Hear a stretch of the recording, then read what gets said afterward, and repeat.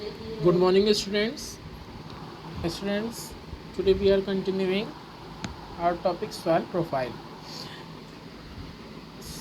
Students, previous class में हमने आपका ह्यूमस के बारे में ओ हॉरिजन टू टॉप सॉइल और सब सॉइल के बारे में डिस्कस किया था। अब उसके नीचे सब सॉइल के नीचे सी हॉरिजन आता है जिसको हम रेगोलिथ कहते हैं। C horizon also called regolith is beneath the B horizon and above the R horizon. C horizon जो होता है वो आपका जिसको रेगोलिथ के नाम से भी जानते हैं वो बी हॉरिजन के नीचे है और आर हॉरिजन से ऊपर। This layer of soil consist of slightly broken up particles of the parent rock and is called bed rock. ये लेयर जो सॉइल की है इसमें स्लाइटली मतलब थोड़े टूटे हुए पार्टिकल्स हैं पेरेंट रॉक के और इसी को हम बेड रॉक भी कहते हैं। Plant roots do not penetrate into this layer and very little organic matter can be found in this layer. जो प्लांट्स रूट हैं वो इस लेयर में पेनिट्रेट नहीं कर पाती, मतलब जो पौधों की जड़ें होती हैं वो इस लेयर अंदर तक इसको भेद नहीं पाती। पेनिट्रेट मतलब होता है भेदना किसी चीज़ को।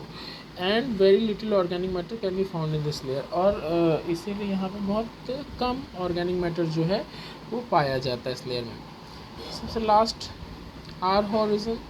Are horizon is beneath all these layer, सबसे नीचे है R horizon. This zone is where the parent rock और the bed rock is found. ये वो जोन है जहाँ पे आपका पेरेंट रॉक या बेड रॉक पाया जाता है। The bed rock is the unweathered rock that determines soil characteristic. Bed rock जो है वो अनवेदर्ड रॉक होती है, मतलब जो टूटी हुई नहीं होती है, ठीक है, वेदरिंग नहीं हुई होती उसकी, ऐसी रॉक है जो सॉइल के कैरेक्टरिस्टिक्स कि सॉइल में क्या क्या विशेषताएं हैं उसको डिटरमाइन करती है। नेक्स्ट है soil degradation. Students, next topic है आपका सॉइल डिग्रेडेशन। डिग्रेडेशन मतलब क्या होता है? डिक्लाइन। जो सॉइल धीमे धीमे मिट्टी जो है वो आपका उसमें जो हास होता है उसमें जो कमी आती रहती है उसका जो कटाव होता रहता है, डिक्लाइन जो होता है सॉइल का, उसे हम सॉइल डिग्रेडेशन कहते हैं। The soil that covers the surface of the earth, that is the top soil, which is the fertile part, is carried away by strong winds, rainfall, etc. देखिए, the soil that cover the surface of the earth मतलब वो soil जो हमारे earth surface को cover कर रखे है आपका, जैसे कि टॉप सॉइल जो है जो कि बहुत ही फर्टाइल है, वो जब स्ट्रॉन्ग विंड्स चलती हैं, रेनफॉल होती है तो उनके थ्रू कैरीड कर ली जाती है सॉइल, उनके द्वारा एक जगह से दूसरी जगह ले जाई जाती है। This is called soil erosion, इसी को सॉइल इरोजन कहते हैं। Soil erosion makes the land barren. Soil erosion जो होता है वो लैंड को बैरन मतलब बंजर बना देता है। तो यानी मिट्टी का जो प्रोडक्टिविटी थी, जो उसकी उत्पादकता थी, फर्टिलिटी थी, वो क्या हो गई? डिक्लाइन हो गई कि नहीं, नष्ट हो गई कि नहीं, उसी को लैंड डिग्रेडेशन बोला गया। अब कॉसेज ऑफ लैंड डिग्रेडेशन, कुछ कॉसेज भी हैं कि जो ये मिट्टी का जो प्रोडक्टिविटी डिक्लाइन होती है उसमें कुछ उसके कारण भी हैं। Due to over grazing by animals. सबसे पहली बात तो एनिमल्स जो हैं वो आपका ज़्यादा ओवर ग्रेस कर जाते हैं, मतलब जो चरने वाले जानवर हैं। Animals eat away the grass which hold the soil. Animals grasses को खा लेते हैं जो मिट्टी की पकड़ को बनाए रखती है। This leaves the soil expose to the agents of weathering. और इससे क्या होता है, जब वो घासों को खा लेते हैं तो मिट्टी जो होती है उसको पकड़ने वाला तो कोई नहीं होता कि उसको अच्छे से पकड़े रहे। तो इससे क्या होता है कि जो सॉइल है वो एक्सपोज हो जाता है to the agents of weathering. Deforestation. The rising rate of deforestation has increase soil erosion. आज स्टूडेंट्स जो डिफॉरेस्टेशन हो रहा है यानी कटिंग ऑफ ट्रीज़ हो रहा है उससे लगातार सॉइल इरोजन क्या है, बढ़ रहा है, इंक्रीज हो रहा है। More and more trees are being cut to build houses, roads, bridges and dams. Students, men are cut down more and more trees for their use, making build houses, roads, bridges and dams. We must take steps to prevent soil erosion by planting more trees. Students, we have to take steps steps to prevent soil erosion by planting more trees. Student, हमें कुछ steps उठाने होंगे जिससे कि हम prevent कर सकें, मतलब बचा सकें, सॉइल इरोजन को रोक सकें। और ये कैसे रुकेगा? जब हम मोर ट्रीज़ को प्लांट करेंगे। Tree roots help to hold the soil together. Tree की जो रूट्स होती हैं, जड़ें जो होती हैं, मिट्टी के पार्टिकल्स को एक दूसरे से पकड़े रहती हैं कस के।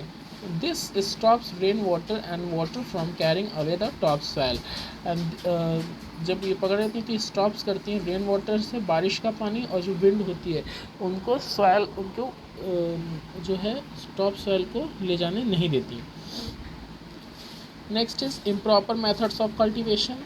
इम्प्रॉपर मेथड्स, जो आजकल कल्टीवेशन के मतलब आपका खेती के, कृषि के जो मेथड्स हैं वो लोग प्रॉपरली नहीं यूज़ कर रहे हैं, इम्प्रॉपर मेथड यूज़ कर रहे हैं। Ploughing up and down on slopes increase surface run of. अब जो प्लोइंग अप है, मतलब जब आपका खेत को प्लो किया जाता है, उसकी जुताई की जाती है, और ऊपर की ओर और स्लोप्स के निचले हिस्से में, तो इससे एक क्या होता है आपका इंक्रीजेस सरफेस रन ऑफ। तो इससे जो सरफेस होती है उसमें काफ़ी ज़्यादा कटाव होता है। तो दस contour and terrace farming is an effective method to check soil erosion in the hills. तो पहाड़ियों पे कौन सा आप लोगों ने पहले भी पढ़ा होगा, काउंटर और टेरेस फार्मिंग की जाती है, सीढ़ी नुमा खेती की जाती है, जिससे कि सॉइल इरोजन जो है हिल्स पे ना हो। अब नेचुरल एजेंट्स क्या हैं? Heavy rains, landslide and floods are the natural causes of soil erosion. बहुत ज़्यादा बारिश हो गई, लैंडस्लाइड हो गया, फ्लड्स आ गए, बाढ़ आ गई, तो ये कुछ आपके प्राकृतिक कारण हैं जिससे आपका मिट्टी का कटाव, सॉइल इरोजन होता है। नेक्स्ट है सॉइल कंजर्वेशन। अब इतने कारण हैं जिससे कि सॉइल डिग्रेडेशन होता है, सॉइल की प्रोडक्टिविटी में डिक्लाइन होता है। तो अब हमें क्या होगा, उसे बचाने के लिए सॉइल कंजर्वेशन में होता है, सॉइल को बचाना है, संरक्षण करना है उसका, ठीक है। तो अब उसको कैसे बचाएंगे? It carefully manage soil is an sustainable resource. ये केयरफुली, अगर हम उसको अच्छे से केयरफुली मैनेज करें, मतलब मिट्टी को जितना हमें ज़रूरत है उतना अच्छे से यूज़ करें, उसी को सस्टेनेबल रिसोर्स किसे कहते हैं? जिसको मतलब जितना आपको ज़रूरत है उतना आप उस रिसोर्स को यूज़ कर लीजिए। सॉइल भी तो आपकी एक रिसोर्स है जो आपकी ज़रूरतों को, आपकी नीड्स को फुलफ़िल करती है।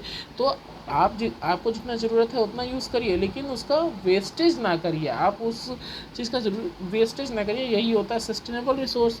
Soil which has taken centuries in form. देखिए, आपको मालूम है कि सॉइल को बनने में सेंचुरीज लग जाती हैं, can be lost in known time. और लेकिन बनने में तो सेंचुरीज लगती हैं, लेकिन ख़त्म होने में 1 मिनट भी नहीं लगता अगर हम उसे केयरफुली मैनेज्ड ना करें। Various techniques of preventing and minimize soil erosion are as follows. अब बहुत सी टेक्निक्स हैं, आपका तरीके हैं सॉइल को बचाने के लिए और सॉइल इरोजन को कम करने के। उसका फर्स्ट मेथड है काउंटर फार्मिंग। देखिए, हिल्स पे क्या होता है, जहाँ आपके जो स्लोप्स होते हैं, जो पहाड़े होते हैं, ढालें होती हैं, वहाँ पे क्रॉप्स को क्या होता है, रोज़ में लगाया जाता है। रोज़ समझ रहे हैं ना, अक्रॉस द स्लोप के में आपका जो पहाड़ी ढालें होती हैं उस पर रोज़ में लगाया जाता है। This practice is known as counter farming. इसी को क्या कहते हैं? काउंटर फार्मिंग कहते हैं।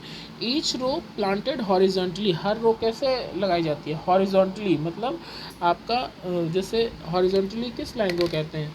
आपका जैसे ये लाइन हो गई हॉरिजॉन्टल और ये होती है वर्टिकल, तो हॉरिजॉन्टली लगाया जाता है अलॉन्ग द स्लोप, स्लोप के along the slope of land act as a small dam. और जैसे ये ऐसे लगाई जाती है जैसे लगता है कि ये छोटे छोटे डैम हैं जो कंजर्व करते हैं, सॉइल को बचाते हैं और इसके लॉस को कम करते हैं, ठीक है। ये देखिए काउंटर फार्मिंग इस तरीके से होती है, ठीक है। आप तो ये छोटे छोटे जैसे लगता है डैम है। नेक्स्ट है टेरेसिंग।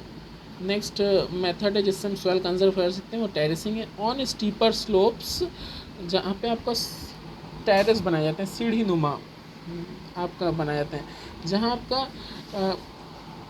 स्लोप जो होती हैं वो स्टीपर होती हैं। अ सीरीज ऑफ टेरेसेस और स्टेप्स आर मेड। वहाँ पे क्या बनाया जाता है, आपको कई सीढ़ियाँ बनाई जाती हैं जिससे जो अगर मान लो बारिश हो तो धीमे धीमे पानी आए, एकदम से मिट्टी का कटाव ना हो। Terracing retain waters for crop at all levels and cut down soil erosion by controlling run off. Terracing क्या होती है, वो वाटर को, क्रॉप्स के लिए जो पानी चाहिए होता है और मिट्टी का जो कटाव होती है उसे कम करती हैं हर लेवल पे और कंट्रोल करती हैं। In some areas ditches are also provided behind the terraces to allow drainage. आपका कुछ एरियाज में जो है वहाँ पे डिचेस भी दिया गया होता है टेरेसेस के बगल में, जिससे कि ड्रेनेज मतलब प्रॉपर का पानी का प्रॉपर मैनेजमेंट हो सके। नेक्स्ट स्टूडेंट क्रॉप रोटेशन है। This is an agricultural practice, ये एक एग्रीकल्चरल प्रैक्टिस है जिससे सॉइल की फर्टिलिटी बनी रहे, इसलिए आता है। It involve the growing of 2 और मोर क्रॉप्स अल्टरनेटली, मतलब इसमें क्या होता है, क्रॉप रोटेशन में क्या होता है आपका स्टूडेंट्स, 2 या 2 से ज़्यादा क्रॉप्स को अल्टरनेट उगाया जाता है, एक साथ नहीं। मतलब पहले जैसे पहले साल में कोई दूसरी क्रॉप उगाई गई तो उसके दूसरे साल क्या हुआ, खेत को खाली छोड़ दिया गया, उसके दूसरे साल कुछ भी नहीं उगाया गया, फिर उसके तीसरे साल फिर उसी खेत में उगाया गया। इससे क्या होती है कि उसकी फर्टिलिटी जो है वो बनी रहती है, मिनरल कंटेंट जो है सॉइल का वो रहता है और उसकी फर्टिलिटी भी जाने नहीं पाती है। तो इसके बाद के अभी स्टेप्स और हैं स्टूडेंट्स, एफॉरेस्टेशन है आपका, शेल्टर बेल्ट है, इंटरक्रॉपिंग है, मल्चिंग है, काउंटर बैरियर्स है और रॉक डैम है। स्टूडेंट्स इसको you have to read properly. We will discuss about in next video.